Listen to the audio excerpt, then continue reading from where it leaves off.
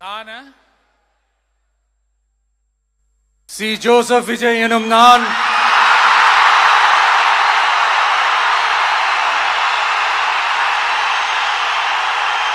சட்டப்படி அமைக்கப்பெற்ற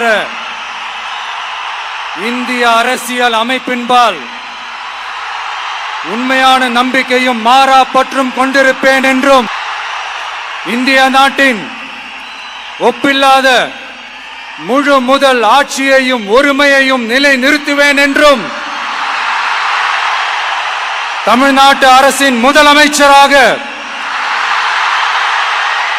உண்மையாகவும் உளச்சான்றின்படியும் என் கடமைகளை நிறைவேற்றுவேன் என்றும்